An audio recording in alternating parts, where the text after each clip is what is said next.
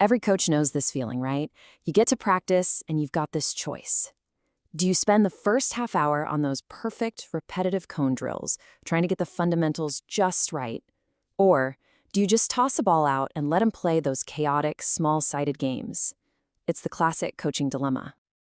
But what if we could actually get an answer? What if we could put that dilemma under a microscope and really ask, what is the best way to teach a skill? Not just so they can do it for a day, but so they learn it, they remember it, and they can actually use it when the game is on the line. Okay, so let's dive in. Because a research paper from 2023 did exactly that. It put these two big coaching ideas head to head. On one side, you've got what they call deliberate practice. Think old school drills, perfect, repeated reps, no defenders anywhere. And on the other side, nonlinear pedagogy, which is just a fancy way of saying the new school approach, using messy, game-like problems to teach kids how to play. So here's our game plan for this explainer. We're going to walk through this entire study piece by piece so you feel like you read the whole thing yourself. We'll start with the big question, then we'll look at how they set up the experiment, check out the surprising results, turn it all into a playbook for you, and then finish up with a quick bonus round. Okay, first up, the big question. What were these researchers even trying to figure out? Why spend all this time and energy comparing drills to games? Well, the whole idea was to challenge a sacred cow of coaching. For decades, we've all just kind of assumed that you have to take a skill, like passing, and you have to isolate it. You practice it in a drill with no defense, no chaos, no decisions, what scientists call decontextualized practice.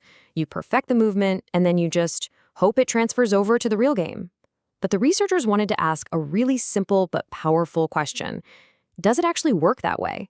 Is that first step, the boring drill, even necessary? So, how in the world did they test this? This is where it gets really, really interesting. They designed this awesome experiment to see which method worked better for teaching passing to a bunch of young soccer players. They grabbed 40 10-year-old soccer players, and they split them up into 3 different groups. You had the practice group, who, you guessed it, only did drills. Then you had the play group, who only played small-sided games. And finally, you had a control group that just kind of kept on with their normal team training. The setup was just brilliantly simple. First, they did a pretest to see where everybody's passing skill was at the beginning. Then, 5 weeks of training where the practice group drilled and the play group played. Right after that, a post-test to see who got better. But, and this is so important, they then had a 5-week rest period, followed by one final retention test.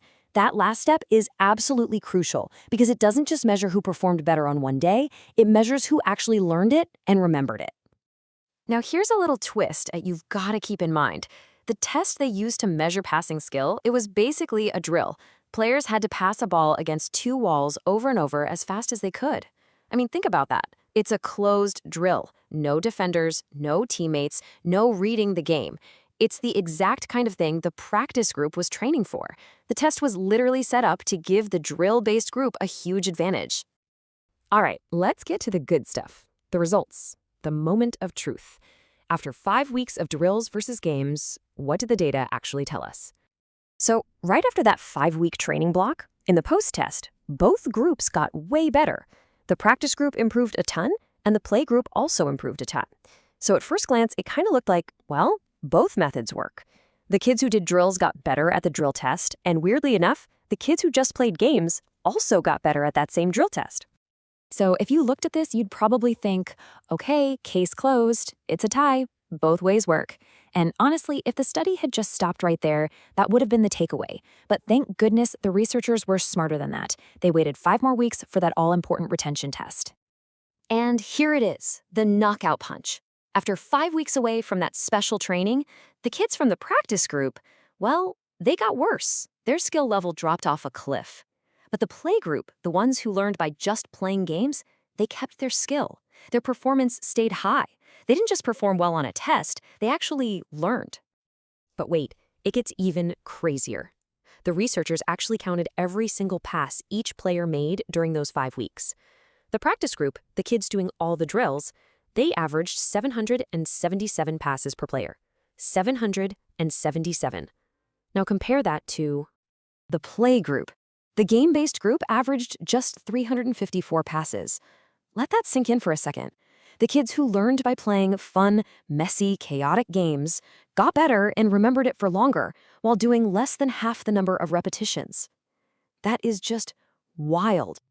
So what in the world does this mean for us, the coaches who are actually in the gym or on the field? Let's huddle up and turn all this science into a practical playbook we can actually use.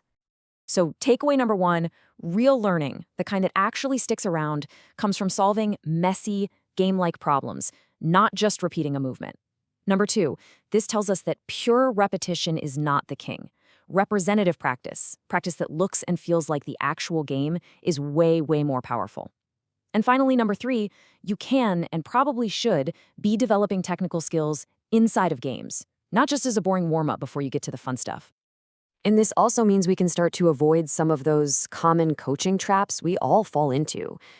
Spending the first 30 minutes of practice on unopposed cone drills. This study suggests that might be the least effective part of your entire practice.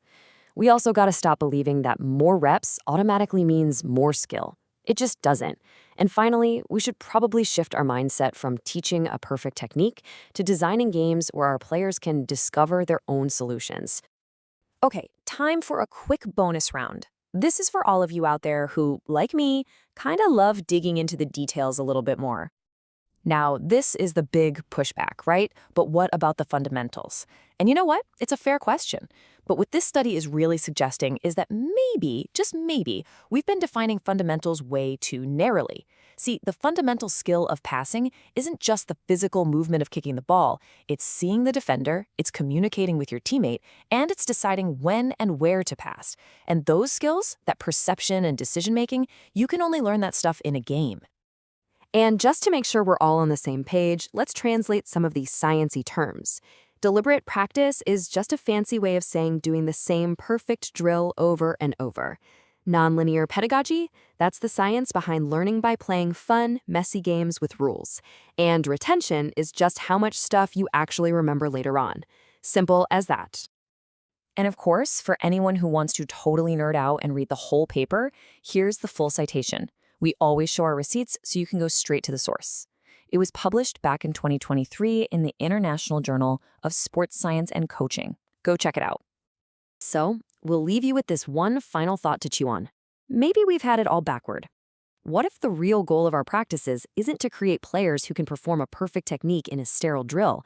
What if our goal is to build adaptable, creative problem solvers who can find a solution to any challenge the real game throws their way? This study sure seems to suggest that's a goal worth chasing. Thanks for watching.